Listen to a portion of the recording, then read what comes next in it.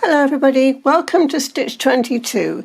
This week we're going to look at making rings, where we're going to wrap threads around cylinder shapes and make little rings which were independent of the background, and then you might like to then add them to a background later on. You can see here I've got them nice and dangling. I've had great fun doing this.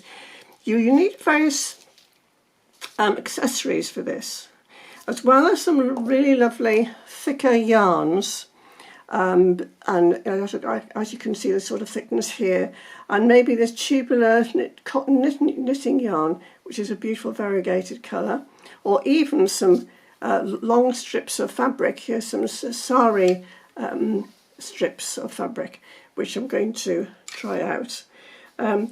The core that you wrap around it, this is a traditional, beautifully wooden turned one for making embroidered rings, but you could use paintbrushes, anything slightly tapered. You'll notice the traditional one has got a taper, so a taper of a knitting needle perhaps.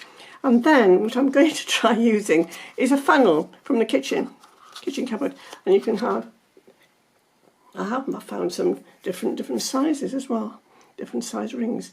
So you could explore and sit down and make some rings to your heart's content. So I'm going to use the traditional one just to show you how it works.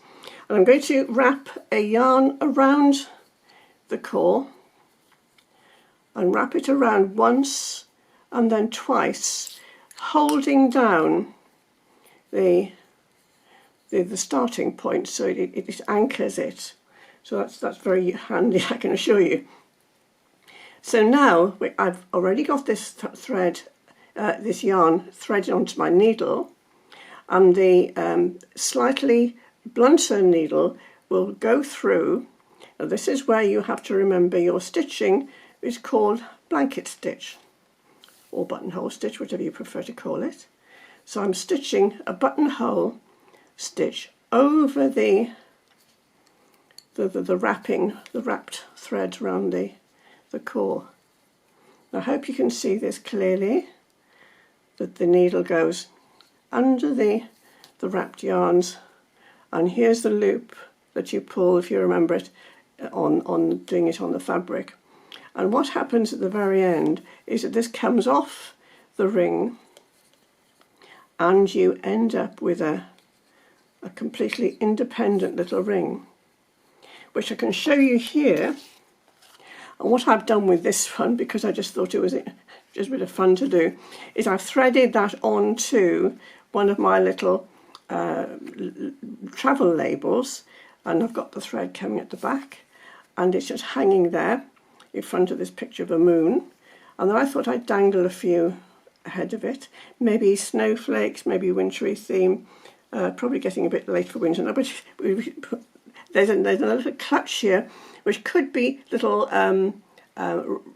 birds, things beginning to budgeon in the garden.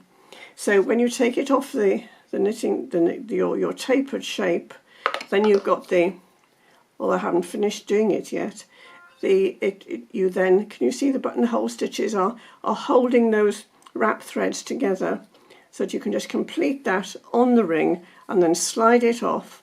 And then you can just stitch it on to another background fabric, as I've done here, or you can maybe just puncture a little bit of cardboard. So have fun with making embroidered or buttonhole rings is the formal term for it, I think.